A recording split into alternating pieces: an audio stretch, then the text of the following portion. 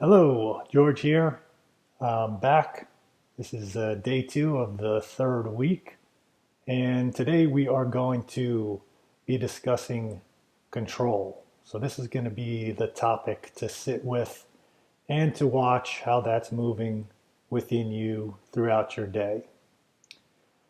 So, we got to ask the question of that sometimes we're really afraid to not be in control. And so there's sometimes fear associated with control. And we want to discover what the source of that control is. So, just like within talking about thought and the thinker of all those thoughts, like in the previous video, there's also the same thing happening with different terms. There's the controller, that's in control of the thoughts. But that's really terrifying to feel out of control. But maybe that is actually the way we could be operating is in an out of control state, meaning that we're not really in control of those thoughts, really. Yet we're trying to be in control of the thoughts that are moving through that openness. And then there's a lot of subconscious patterns that are showing up that are trying to control other thoughts, just like we talked about yesterday. So is the whole notion of the controller, the one that's in control, really just another base of thought? Now, I don't want this to make it seem all really heady, because this can easily get into like a dog chasing its tail, spinning around in circles, who's thinking the thought, who's controlling the thoughts. And we can easily get lost there.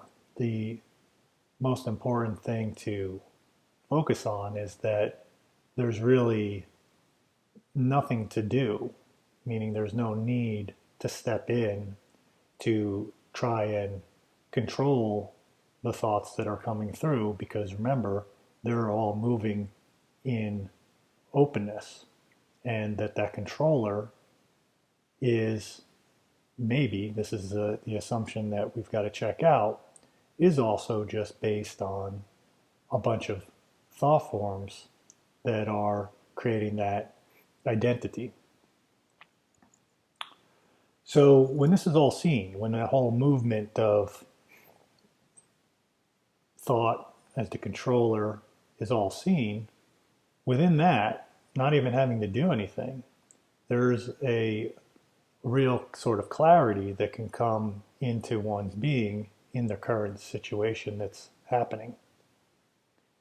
So if you see the controller in action, trying to control your thoughts, trying to control the situations, and you see where those thoughts are coming from, and that they're coming from that center of that source of the controller, then that's an opportunity to see that division that we've been discussing that's taken place within the thought process.